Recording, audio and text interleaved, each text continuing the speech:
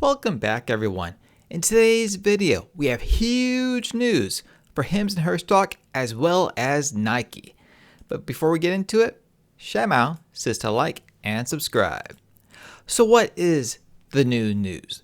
The new news is that Hims and Hers is going to offer access to compounded GLP-1 injections for as low as $99 per month to the U.S. military, veterans, teachers, nurses, and first responders.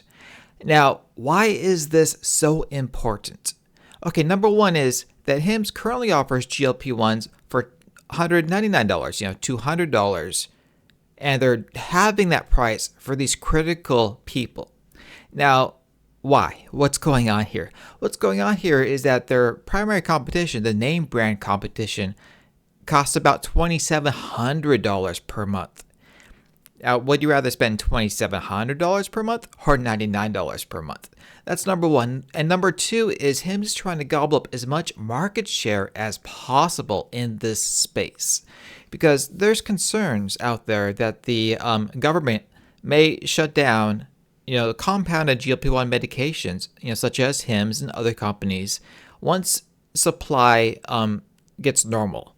They're only allowed to officially supply these medications because supplies are unlimited. It's listed as under the FDA as a limited supply product, so that way Hims is allowed to supply these GLP-1 medications, these generic compounded GLP-1 medications, personalized, during this supply shortage. And there's concerns that when the shortage ends, that Hims would no longer be able to sell these medications. Now, Andrew Dudum, Hims' CEO, thinks otherwise. I'll go into that in a separate video on whether or not Hims will be able to sell these medications after the shortages end, but Andrew Dudum thinks otherwise. But one thing that they're going to attempt to do is they're going to have this argument saying, you know what, we've got the U.S. military, nurses, first responders, all these critical, important people in our system using by the millions our product. Do you really want to shut us down? We're saving lives. We're saving these important people's lives. Do you want to shut us down? Do you really want to shut us down? I think not. And that's number one. Number two is that this also increases Hims and Hers health.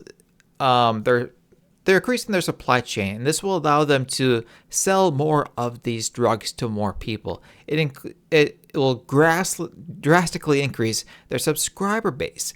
They're going to get millions more people as subscribers to these GLP-1 medications. And this will be compounding revenue going forward. Every month, it's a subscription-based model. So it's every month, $99, and there it is. So yeah, what's going on here also is that Hims is trying to corner this market. And think nothing else than how Microsoft won the operating system war in the early 80s. See, the thing is, when Microsoft won the war, people think of the IBM deal. But there's more to it than just that IBM deal. Because when Microsoft struck that IBM deal, their competitor at the time, CPM, which was run by Gary Kildall, he got upset. He went to IBM and said, no, Microsoft copied us. They copied us, and they were selling their PC-DOS operating system, and you went with them. We're suing. They copied us. We're suing them, and we're going to sue you too. And IBM said, whoa. Okay, calm down. Tell you what, we're going to unbundle MS-DOS or PC-DOS from our computers, and we're going to let the consumer choose whether to buy PC-DOS, Microsoft's product, or CPM, which is Digital Research's product. And Gary Kildall said, okay, fine.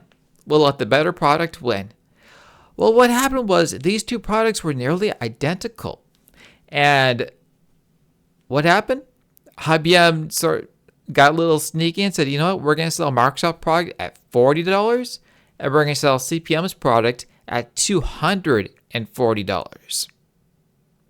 And history writes itself after that. That was the final nail in the coffin for digital research. Unfortunately for them, I respect Gary Kildall. He was a great guy. He was a pioneer in computers. He built the first PC operating system. That's what CP/M is. CP/M was the first PC operating system.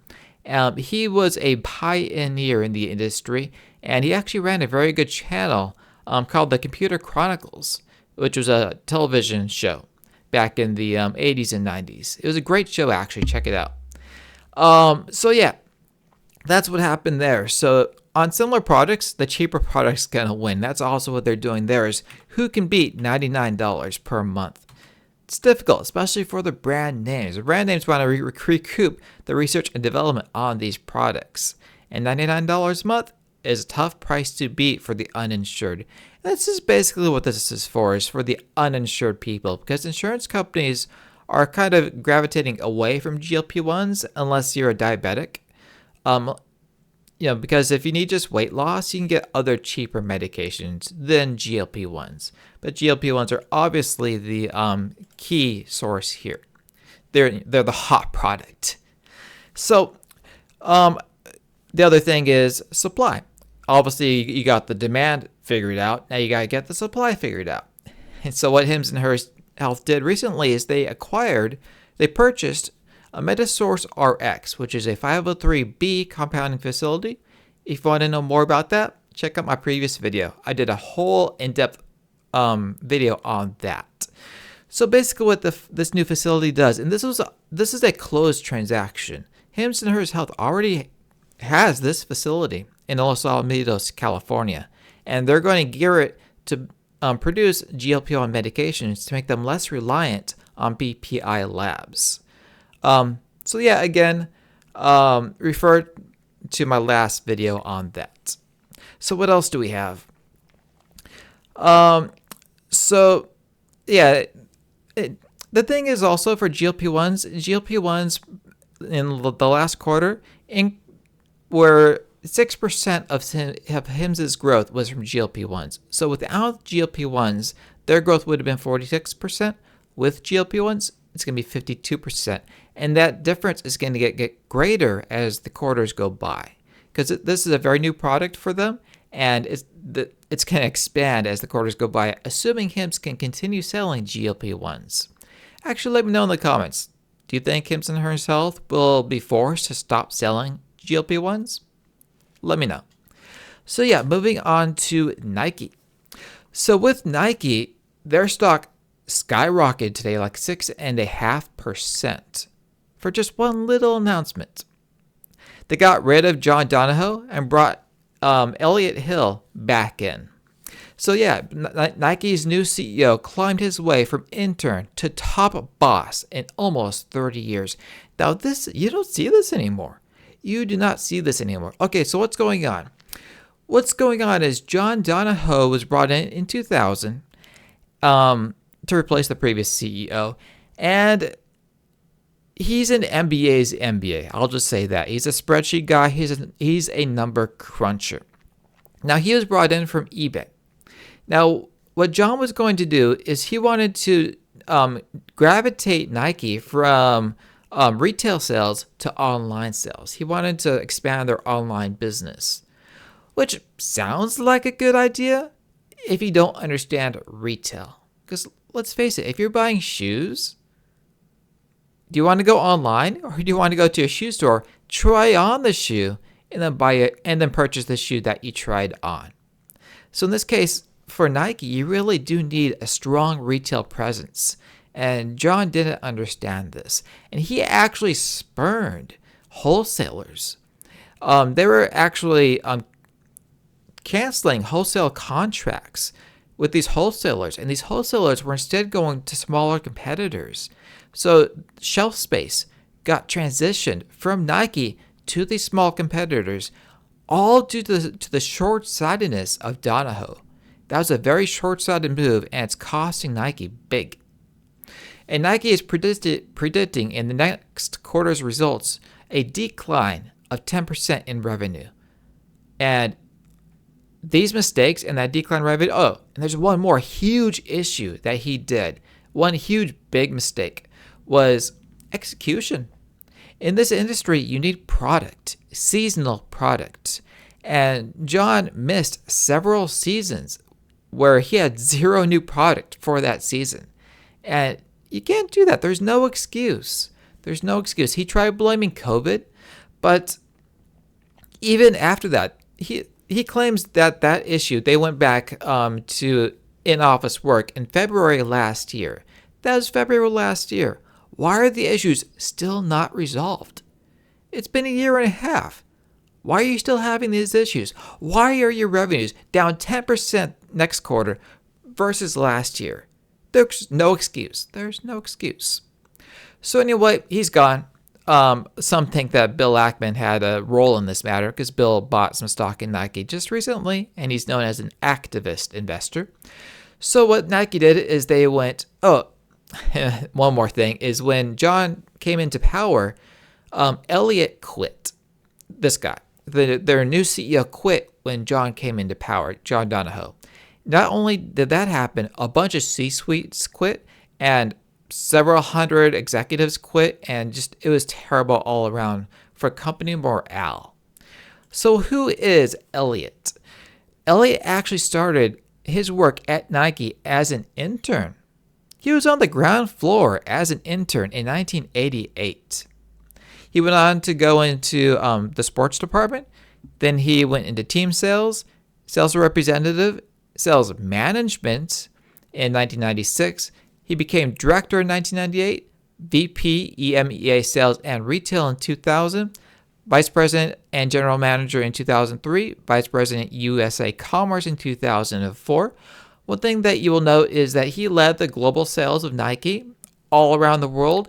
As well, he basically led their entire $34 billion organization and ran various brands such as the Jordan brand, which is one of Nike's biggest profitable brands. So he knows Nike inside and out. There's more. There's more. So he came back as vice president in 2006. Global Retail, Vice President, General Manager of North America 2010, President, Geographies and Sales in 2013, President, Geographies and Integrated Marketplace in 2016, President, Consumer and Marketplace from 2018 to 2020 when he retired. Now, he claims he retired, but he just did different things after that because he did not like the new incoming CEO because he got spurned. Everybody thought Elliot was going to be the new CEO. But the board said, no, we're going to choose Donahoe instead. Because the thing about Nike is they like to do internal promotions. And this was an external guy coming in who knew nothing about retail. Donahoe knew nothing about retail. And they brought in him and screwed everything up. So yeah, who is Nike's new CEO? Elliot Hill, many old employees' favorite pick for the job. So he's very famous within the companies and itself. As this article says, people wanted him for the job, notes a Nike insider amid a jubilant wave of celebration from Nike employees. Now, the article states that he is respected as both capable and courteous, with an unparalleled understanding of global markets. He's known as the guy who was supposed to get the job when Donahoe was hired in 2020. Elliot is very respected, says a former senior level employee. Whenever anyone asks, who could fill Donahoe's space? His is always the first name. With the announcement of Hill's appointment, I hear Nike employees are jubilant. Many left work early on Thursday to celebrate and decompress.